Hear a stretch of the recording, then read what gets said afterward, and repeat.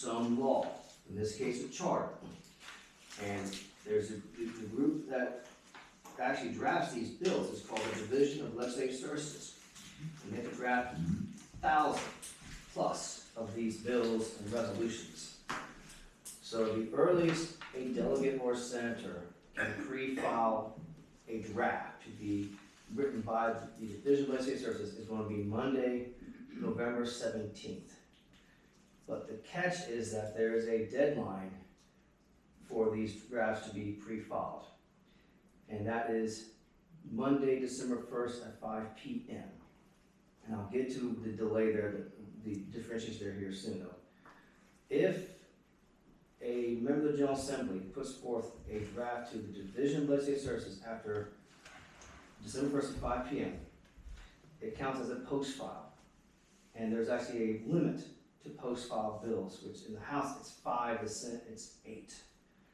So if we were to get the draft into to Delegate Phillips and or Senator Tammy Mulcahy after December 1st, it will count towards the post file deadline.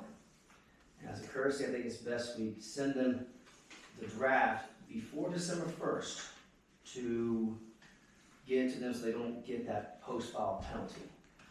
Now, you could do that though, because I know for a fact that probably the earliest we will recommend this charge change is at the December Town Council meeting, which will be after December 1st. But there's a difference between asking DLS to draft legislation and then submitting the legislation. The submission of legislation has to be done 2 hours before the General Assembly goes in session, which is going to be Wednesday, January 14th at 10 a.m. So as long as we get the draft or what we've suggested by December 1st, assuming nothing changes, we should be fine. But it'd be nice to get this language, this draft, to Delegate Phillips and Senator Mulcahy before December 1st so they won't get that post-file penalty as a courtesy. And assuming that everything is identical, which I believe it will be, it should be fine though. But the next step would be that once DLS, and I know exactly the person who's going to draft this charter change, because the same person does it all the time, Jeff Sharp, good friend of mine. And when the draft comes back, it will come back to us, come back to Delegate Phillips and Senator Mulcahy probably around Christmas time. So before Christmas time probably. If there's a charter change, probably goes out sometime in December. Delegate Phillips and Senator Mulcahy will get the draft back. And when they get the draft back, use the courtesy of the stakeholder, which will be the town of Chatham, to get this draft back to us, the language. And if legal counsel and us counsel is okay with that language, we can say go right ahead, submit it. As long as it's done before 10 a.m. on January 14th, 2 hours before session begins. So that's where the timeline is. And then when session begins, your charter changes like this one will go before the House County Cities Towns Committee and the Senate Local Governments Committee. It'll go through the process. It will take a 2/3 vote by each chamber to pass a charter change unless we decide to attach an emergency clause to that though, but I don't think we need to have an emergency clause for this particular charter. You agree on that? When you do emergency clause, what happens there though, the emergency clause is that you're saying that this bill will go into immediate effect rather than July 1st. And if you do emergency clause, you have a high threshold, which is going to be a 4/5 vote, so 80 delegates instead of 67. So I would agree with Tim on this, though, that no, we don't need to put an emergency clause to this charge change, unless you're changing something on the process of how we elect our council members. Then we should put an emergency clause, but we're not doing that. It was an earlier charge change. There are two things I need to add to this before we vote. One is that this committee wants to make this gender neutral. In all the cases at the very beginning, it says he. So we wanted to make it he, she, or his, her. I think that can be done automatically, can it? Yes, I mean, you ask them to do you that? could ask them to make changes, or you could say there, what, I mean, or No. whatever, I mean, you can ask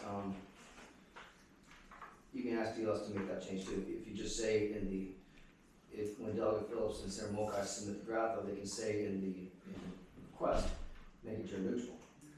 Is that, should we do that, or should we do it ourselves within the copy? Probably not. Gender neutral would be there, wouldn't it? Which I can't agree with that. No, it's But just my, is gender neutral there, no. or should we just say he, she, and It could be, I mean, I'm It's just, her. it could be he or she, he, she. it should be he, slash she, and her, Or you just his, say the mayor shall, the mayor, or the town manager shall, or just whatever. which is more tedious. It's awkward, that's, it reads more difficult. Is that something that you I guys? mean, there are disclaimers that are used in certain legal documents for sure, that just say that the terms are used Interchangeable, interchangeably. exactly, I was gonna say the next one there, yeah. It's interchangeably used, but I can reach out to Mr. Sharp, was it? Just Sharp, he is, yeah, And he's, we can see what their remedy is, because, well, We just wanted to acknowledge that it's a possibility. I'll have to look a little further at it and see what the statutory drafting, they have a whole department, as I understand it, out there that does statutory that's drafting. what I'm saying, that's DLS.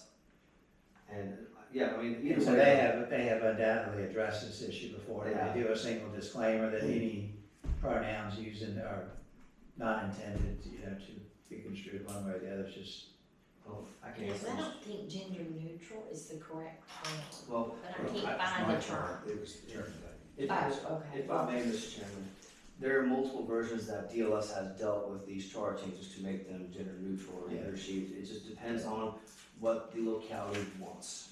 So again, they will come back to, the division legislators will come back with members of the General Assembly, members of Chatham, with the draft they drafted. And then they'll provide us a draft and we can look at it, and you will, I'm sure you'll look at it too, Tim, and see if it's the change we want. Alright, So, now I need to know, May I make a recommendation, or make a motion that we send this, altered charter to council for their approval. What? Oh, second. Did I say that right? I think we're asking the committee to recommend the changes, to accept it, the council to accept the changes, and to recommend that it be advertised for public hearing, yes. because they cannot yet accept it until we've had two advertisements and a public hearing. Right. So you're taking the next step, which is we're recommending that the draft document be is accepted by the committee and recommended to, that we go ahead and do the public hearing, conduct the public hearing in accordance with the code. So the public hearing has to be held before final approval, and then at that point we could get it. But in the meantime, as Will was saying, we could get draft language going, subject to the council having final say, but only after a public hearing is held. Right. So there's some procedural steps that have to take place in the proper sequence. But right now, I think you're just asking the council to agree to publish notice and hold a hearing. And Susan, I guess every member of council should get a copy to read, Yeah. right? I mean, Yes. should be distributed. Absolutely. yes. And if possible, prior to the council meeting.